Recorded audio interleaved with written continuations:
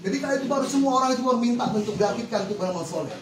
Maka hadirin dimuliakan oleh Allah SWT, maka tidak akan bisa lagi kita bangkit hadirin SWT, karena sudah berpindah alam, dari alam dunia pindah ke alam kubur. Sama seperti kita, ketika kita sudah pindah alam dari alam rahim, ketika pindah ke alam dunia, tidak akan bisa lagi kita masuk dalam perut ibu kita. Tidak akan bisa lagi. Maka kata Allah, mengapa sekarang, wahai hambaku, mengapa baru sekarang kau menyesal? Mengapa baru sekarang kau mau tobat kepada aku, kata Allah? Karena sudah terlambat, sudah tidak bisa lagi. Ketika gitu maka hadirin Allah, maka kita di dunia ini hadirin Allah, ini tempat kita menanam, akhirat di tempat kita menuai. Dan setelah itu hadirin Allah, setelah kita dipindah di alam keempat, akan dipindahkan lagi oleh Allah SWT ke alam yang kelima, yaitu alam akhirat. Tidak ada lagi namanya bentuk-bentuk kita. Saya orang Palembang, saya orang Jakarta, saya orang Jawa, saya orang Arab, saya orang Amerika. Tidak ada lagi bentuk negara-negara atau ras-ras hadirin Allah. Yang ada semua kita akan dikumpulkan oleh Allah SWT dalam satu tempat yang namanya Padang Mahsyar, dan akan Allah pisahkan menjadi dua kampung saja, kampung surga dan kampung neraka.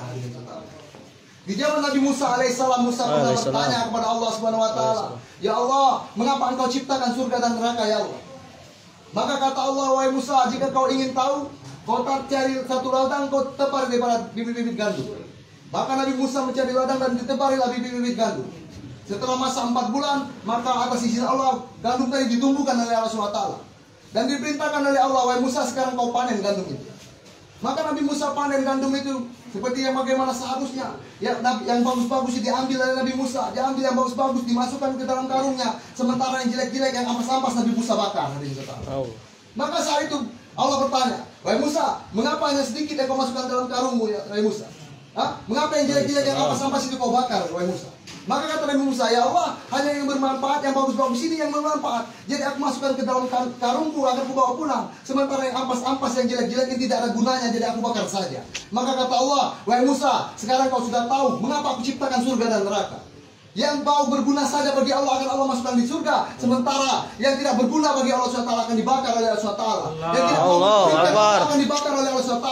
Tidak mau pernah sujud kepada Allah akan dibakar oleh Allah. Yang merasa dirinya hebat akan dibakar oleh Allah SWT. Maka yang bagus-bagus saja hadirin, akan dunia ini tempat kita menanam, akhirat tempat kita menuai.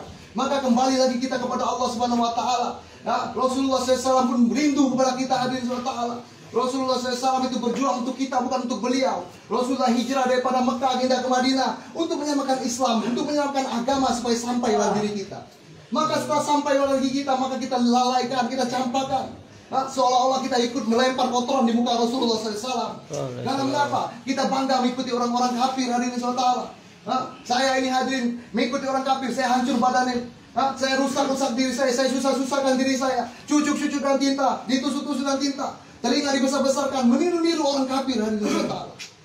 Tinggalkan sunnah Rasulullah SAW.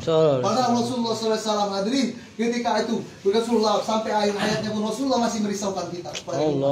Dan diperintahkan Rasulullah bukan anaknya Fatimah, bukan istrinya Aisyah, bukan cucunya Hasanusin, tapi kata Rasulullah di hembusan napas terakhirnya Rasulullah, umatku, kata Rasulullah SAW. Kita disebut oleh Rasulullah SAW. Namun pertanyaannya hari ini, apa yang kita berikan untuk Rasulullah SAW? Kita merasa diri kita hebat hadirin. Kita merasa diri kita kuat. Padahal hadirin Allah, kita tidak ada apa-apanya apabila kita dihadapkan oleh Allah Subhanahu wa taala. Hadirin yang dimuliakan oleh Allah Subhanahu wa taala. Sehingga kami hanya bisa menyampaikan saja hadirin. Tidak ada, kami bukan orang baik juga bukan. Kami juga orang buruk, tapi yang berusaha memperbaiki keburukan ini, memperbaiki diri dan belajar untuk menyampaikan para kebaikan-kebaikan. Karena hakikatnya kita ini saudara hadirin. Jika kita ingin menceritakan tentang kenakalan-kenakalan kita, maka tidak bisa kita menyayangi para sahabat radhiyallahu anhu. Sayyidina Umar radhiyallahu anhu, siapa tidak tahu tentang kenakalannya? Kita nakal-nakal kita hadirin tidak pernah untuk berniat untuk membunuh Pak Kiai. Tidak pernah. Walaupun ada yang membunuh Pak Kiai, kita pernah membunuh Pak Kiai, Kiai itu mati. Masih banyak kiai-kiai lain yang akan meneruskan perjuangan dakwah. Masih banyak kiai-kiai lain yang akan mengajarkan ilmu-ilmu agama. Tapi Sayyidina Umar bin Khattab radhiyallahu anhu ingin membunuh Rasulullah SAW. Yang mana tidak ada lagi nabi setelah Rasulullah. Satu-satunya nabi tinggal ingin dibunuh oleh Sayyidina Umar. Tapi masalah kenapa kita tidak bisa menyaingi Sayyidina Umar? Tapi kenapa ketika itu Sayyidina Umar setelah ingin membunuh Rasulullah SAW? Ketika Umar masuk Islam, ketika Umar telah taubat, ketika Umar telah hijrah, maka dia menjadi pemimpin ketika itu di zaman menjadi amirul pemimpin. Bahkan kata Rasulullah SAW, jika memang ada nabi setelah aku, maka Umar orangnya. Karena mengapa? Karena Umar sungguh-sungguh dalam taubatnya, Umar sungguh-sungguh dalam perjuangan agamanya, Umar sungguh-sungguh dalam hijrahnya. Maka hadirin yang dimuliakan oleh Allah Subhanahu wa taala, maka kita yang harus hijrah, memperbaiki diri kita di depan Allah Subhanahu wa taala. Jangan pedulikan omongan-omongan manusia, karena hakikatnya derajat tingkat kemuliaan kita hanya dalam takwa.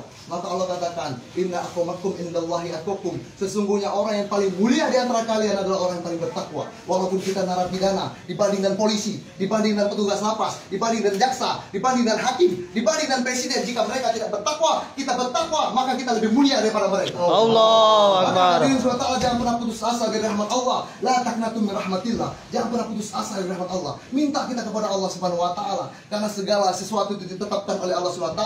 Innallaha ala kulli syai'in qadir. Sesungguhnya Allah berkuasa atas segala sesuatu, hadirin. Maka kita minta kepada Allah Subhanahu wa taala, kembali menjebak Allah Subhanahu wa taala, kembali memperbaiki diri kita kepada Allah Subhanahu wa taala.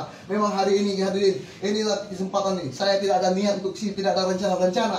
Ini hadirin, saya bangun tidur tadi tidak pernah terpikir akan seperti ini. Mungkin Tuhan juga seperti itu juga. Tidak mungkin saya akan pikir menjadi seperti ini. Inilah namanya takdir daripada Allah Subhanahu wa taala. Kita dijumpakan ini karena mutlak daripada kasih sayang Allah Subhanahu wa taala, takdir daripada Allah Subhanahu wa taala. Tidak pernah kita rencanakan, tidak pernah kita pikirkan, tapi terjadi.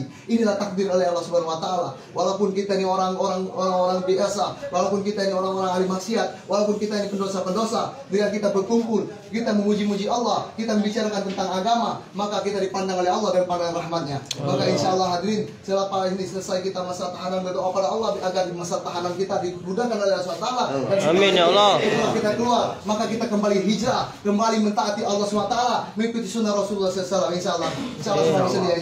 Insya Allah kebenaran hanya datang daripada Allah SWT.